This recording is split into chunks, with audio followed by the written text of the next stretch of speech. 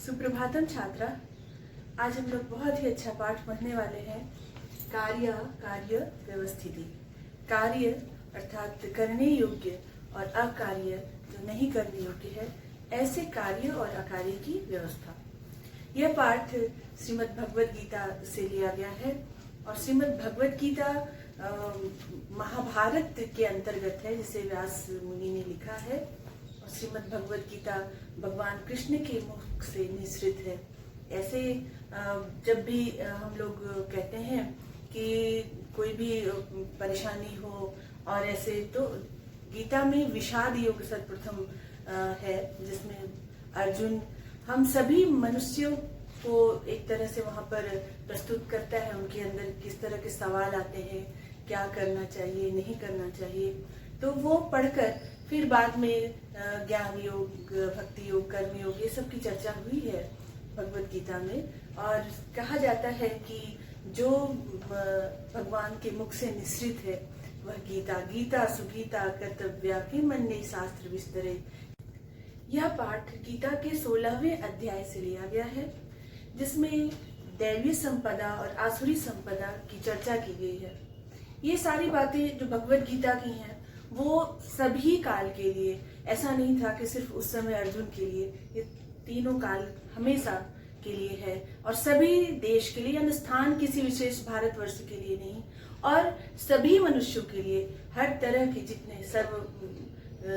जितने भी लोग हैं सबके लिए ये उतना ही प्रासंगिक है जितना उस समय अर्जुन के लिए था।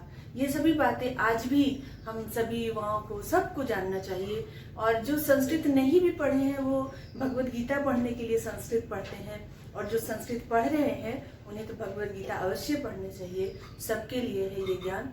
तो आज हम लोग देखेंगे कि कौन कौन सी जो संपत्ति है वो दैवीय है और आसुरी कौन सी है, और इसके बारे में और क्या क्या कहा गया है।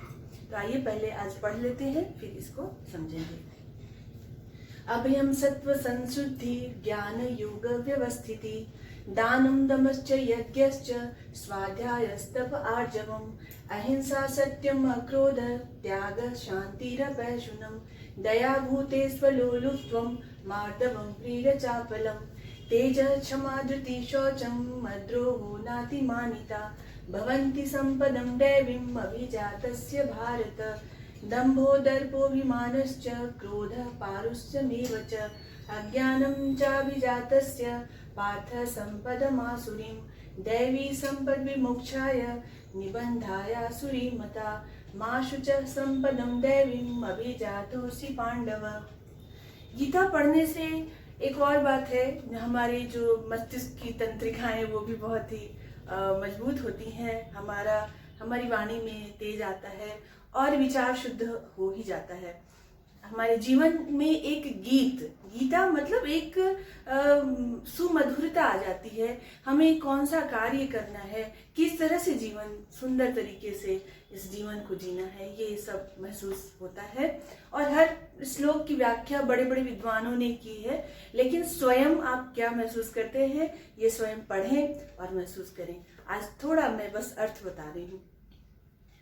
ये 3 प्रथम जो श्लोक हैं यहाँ पर दिए गए, इसमें दैवी संपत्ति की बात की गई है। कौन सी संपदा हमारी दैवीय है?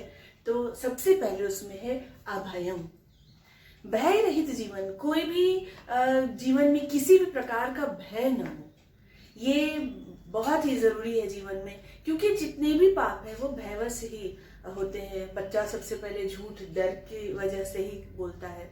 तो किसी भी प्रकार का भय हमें नहीं हो, इसके बारे में वेद में भी जो मंत्र है अभयम मित्रात् अभयम, तो वो सारा कुछ हमारे जीवन में हो, भय नहीं हो, अभय हो। ये है दैवीय संपदा। सत्व संशुद्धि, हमारा जो चित्त है, हमारा जो बल है, उसको शुद्ध होना चाहिए। वो शुद्ध यदि है तो वह भी है दैवीय संपदा हमारे अंदर। शुद्ध कैसे हो? तो उसमें कोई भी किसी के प्रति कोई मैल न हो, निंदा न सुने, न करे, इस तरह से हम उसे शुद्ध महसूस कर सकते हैं। तो दूसरा जो है वो है सत्व संशुद्धि। पुनः ज्ञान योग। ज्ञान योग में, ज्ञान में हम ज्ञान में जुड़े रहें। किसी भी चीज को जाने बिना हम उससे अगर गीता में जो ज्ञान योग की चर्चा हुई है, तो हम आत्म तत्व को या किसी भी दिव्य को नहीं जानते हैं, तो फिर उसको पाने की इच्छा भी नहीं होगी, भक्ति योग तक नहीं पहुंचेंगे, फिर उसको और उसको कैसे कर्म के द्वारा, कर्म योग के द्वारा उसे प्राप्त करें, ये सारा कुछ रह जाएगा। तो सबसे पहले ज्ञान में कहा कि जुड़ जाना है, ज्ञान योग, ध्यान, साधना, इन सब की बात ये हमारे अंदर यदि है तो वह दैवीय संपदा। ज्ञान योग व्यवस्थिति यानी ज्ञान योग में स्थित रहना, विशेष रूप से स्थित रहना, दृढ़ता से। ऐसे नहीं कि आज हमने सोचा कि अब मुझे ये करना है और फिर थोड़ी देर के बाद भूल गए, उसमें दृढ़ता आनी चाहिए। पुनः दानम, दान एक बहुत ही अच्छा कर्म है, अच्छा कार्य है। गौरवम प्राप्यते दानात्, देने से हमारे अंदर गौरव प्राप्त होता है, एक महत्ता का अनुभव होता है। कोई लेने वाला यदि हमसे है, ऐसे एक दोहों में भी कहा गया है कि जो नहीं बोलते हैं देने के लिए, उससे पहले वो मुझे जिन मुख निकसत नहीं।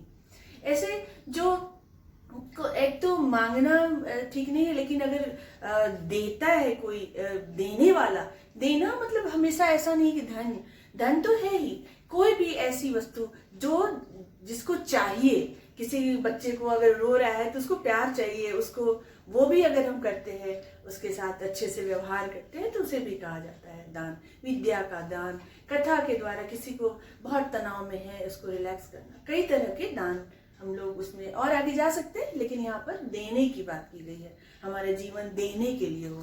जैसे अब कहा कि जो पयोधी और पयोदह, इनकी पयोद की स्थिति वो देने वाला है इसलिए ऊपर है, और पयोधी लेने वाला है इसलिए उसकी स्थिति नीचे होती है। तो दानम।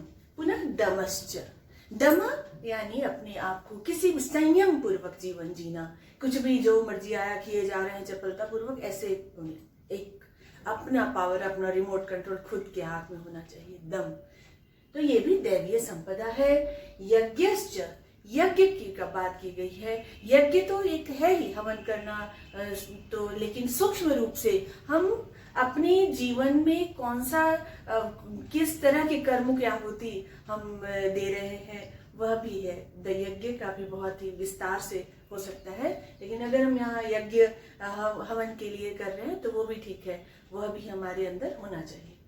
स्वाध्याय, स्वाध्याय अवश्य होना चाहिए, ये दैवीय संपदा है। स्वाध्याय के बारे में ऐसा कहा जाता है कि यदि स्वाध्यायात मां प्रमद, प्रमाद नहीं करना चाहिए अच्छे ग्रंथों का। यदि रामायण, भगवत गीता, इसका पाठ जो भी व्यक्ति करते हैं, उनके अंदर एक सिर्फ ये कहानियां नहीं होती, राम की कहानियां या कृष्ण की कहानियां, ऐसा कुछ नहीं है। इसमें एक एक श्लोकों के माध्यम से, उनकी कहानियों के माध्यम से हमारे अंदर जो दिव्य गुण हैं वो उद्भूत होने लगते हैं, और जीवन उस चरम, उस उन्नति तक हम जीते हैं। समाज में हमारा भारतवर्ष इसीलिए उत्कृष्ट रहा प्राचीन काल से पूरे विश्व में, कि इसको सोने की चिड़िया या जो भी कहा जाता था, ये सब इसलिए था क्योंकि यहाँ की आध्यात्मिक ऊंचाई बहुत ऊंची थी, और इस वजह से समृद्धि भी यहाँ बहुत, सोने की चिड़िया कहते थे।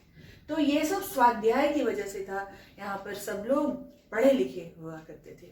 तो ये स्वाध्याय हो, सबके जीवन में उच्च कोटि का जीवन हो।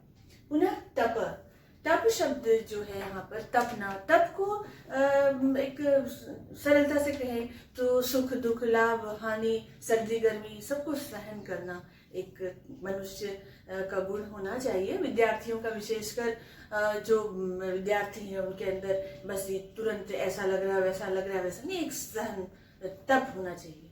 तप, विद्या को तप भी कहा गया है, तो ये तप है।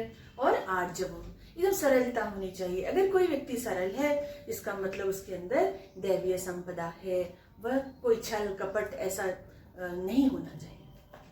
तो पहले श्लोक में ये सारा कुछ दिव्य संपदा की बात कही जा रही है, और भी आगे है अहिंसा। अहिंसा दैवीय संपदा है, हिंसा का नहीं होना, अहिंसा। तो ये जो अहिंसा है, ये मनसा वाचा कर्मणा, पहले तो मन में ये बात आती है। और अहिंसा का सिर्फ स्थूल अर्थ किसी को मारना ऐसा नहीं है, ये तो कर्म में आता है। पहले मन में भी यदि किसी के हम किसी को कम आंकते हैं, किसी को बुरा भला इस तरह से अपने आप से कम मान रहे हैं, वहां से शुरू हो जाता है ये हिंसा। और उसके बाद फिर वचन में आ जाता है, हमारी बोली में ऐसी बातें आती हैं, फिर कर्म में आता है। तो हम मन वचन कर्म से किसी को छोटा न समझें और खराब न समझें, ये सारी चीजें आती हैं। सत्यम, सत्य जीवन में होना चाहिए, ये दिव्य संपदा है। जो वस्तु जैसी है उसको वैसे ही स्वीकार करना, सिर्फ सत्य जो हमारे जो उपनिषदों में कहा सत्यम वद, और लेकिन बाद में ये भी कहा कि अप्रियम सत्यम मा वद। तो ऐसा सत्य बोलने के विवेकपूर्ण सत्य होना चाहिए, ऐसा सत्य नहीं कि कोई सामने बहुत दुखी हो जाए, बेहोश हो जाए, ऐसा सत्य बोल दें, ऐसा नहीं। तो सत्य को फिर से और भी विद्वानों ने और कहा कि यद भूत हितम तत् सत्यम, जो प्राणियों के कल्याण के लिए जो बात कही जाती है, लोगों के कल्याण के लिए जो बात कही जाती है, वही सत्य है। सत्य तो ऐसे देखा जाए तो एकमात्र जो ईश्वर है, जो पहले जो कब हमेशा है, पहले थे, आज हैं, हमेशा रहेंगे, उन्हीं को कहा जा सकता है। लेकिन हम दूसरे का सत्य भी, अपना तो है ही, दूसरे का सत्य भी स्वीकार करना चाहिए। इस बात के लिए जैन धर्म में स्यातवाद एक कहा गया कि यदि कोई कुछ कह रहा है तो उसके अनुभव को भी स्वीकार करना, ये भी हो सकता है वो सही कह रहा हो, इतना तो करना चाहिए। तो सत्य होना चाहिए जीवन में। अक्रोध, क्रोध से रहित यदि कोई व्यक्ति है तो उसके अंदर एक बहुत बड़ी शक्ति होती है।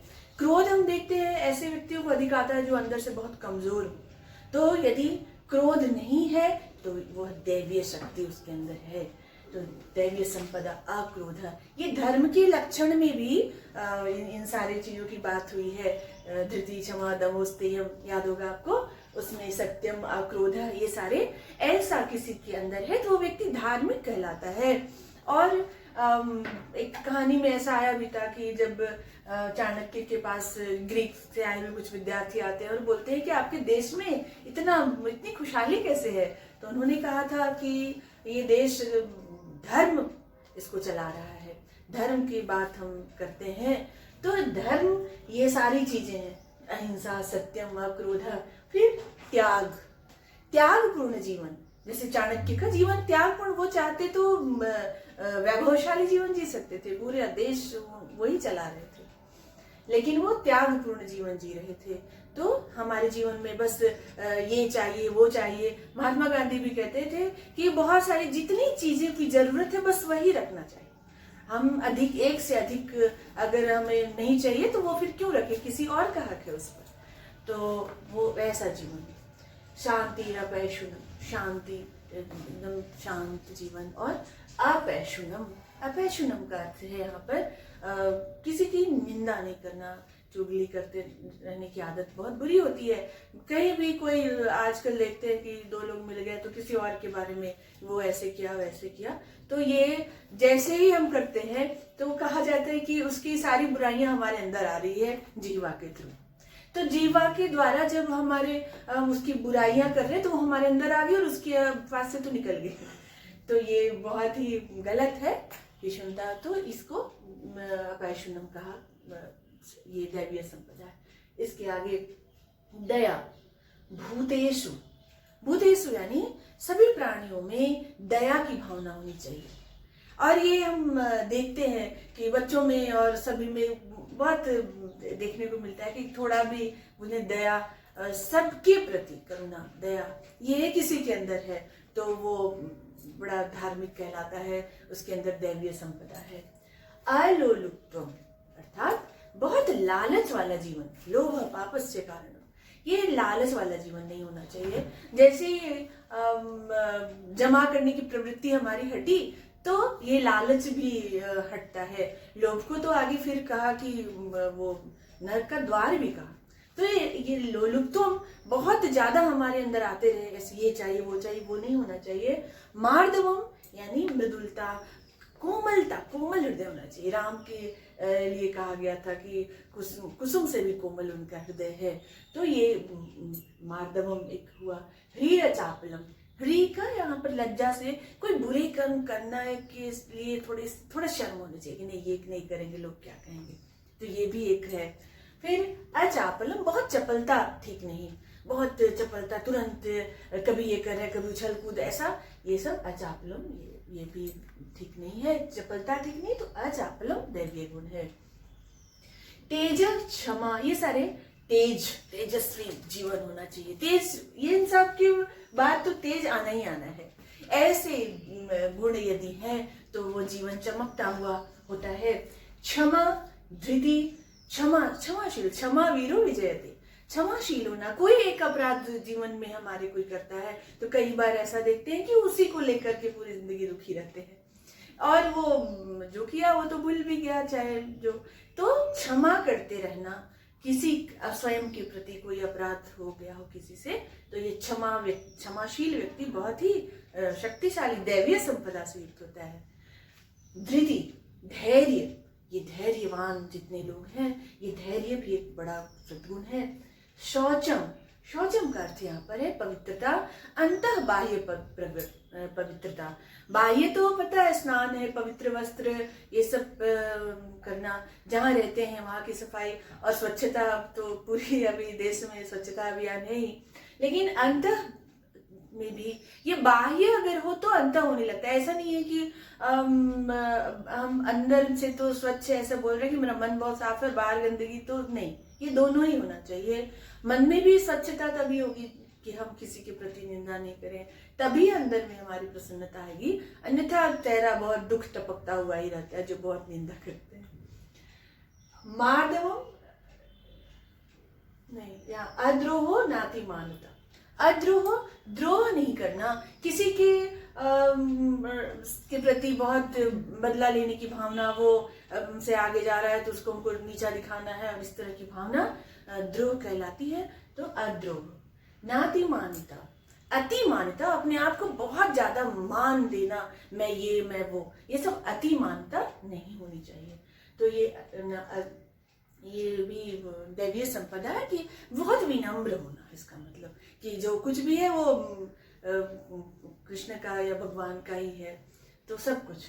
भवंती संपदम दैवम अभिजातस्य भारत, कहते हैं हे भारत, अर्जुन को संबोधन नहीं है, हे भारत, ये सारे जो है संपदम भवंती, दैवीय संपदम भवंती, दैवीय संपदा, ये सारे कहे गए हैं, और इसमें अभिजातस्य में उत्पन्न होते हैं ये सारे।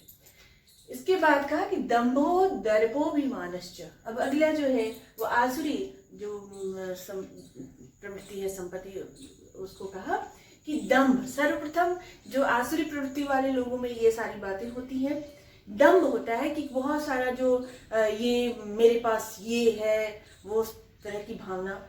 दर्प अभिमानश्च, थोड़ा थोड़ा ही अंतर है दर्प में, अभिमान और दंभ में। दर्प यानी कि कोई भी चीज, बहुत धन का या रूप का ऐसा कुछ घमंड होना, और अभिमान भी कि मैं ये हूँ, उसका मान लेना कि मेरे पास सब है, ये सारी बातें ये सही नहीं है, इसको आसुरी संपत्ति कहते हैं। क्रोध, क्रोध, और पारुष्यम, पारुष्यम अर्थात कठोरता, बहुत कठोर वचन बोल देना, कोई भी किसी को तकलीफ हो जो हो बस बोले जा रहे हैं कठोर वचन, तो ये सारी चीजें सही नहीं है, आसुरी संपत्ति के लिए। अज्ञानम, ज्ञान के लिए कोई प्रयास नहीं होना, पढ़े लिखे नहीं हुए हैं तो कोई बात नहीं है ऐसा। अभिजातस्य पार्थ संपदम आसुरी, ये सारी जो है दंभ, दर्प, अभिमान, यहाँ पर जो इसका उल्टा ही हो रहा है कि यहाँ पर अतिमानता था तो यहाँ पर कहा कि दर्प, उसका उल्टा अगर है, अभिमान है, क्रोध, यहाँ पर अक्रोध था, इसका उल्टा क्रोध यदि किसी में है, यहाँ मृत मार्दवम था तो पारुष्यम, तो कठोरता यदि किसी में है, यहाँ ज्ञान था तो यहाँ अज्ञानम, इसका उल्टा है कि अज्ञान यदि किसी में है, तो ये सारे जो आसुरी संपत्ति, हे पार्थ, इसको आसुरी संपत्ति कहते हैं।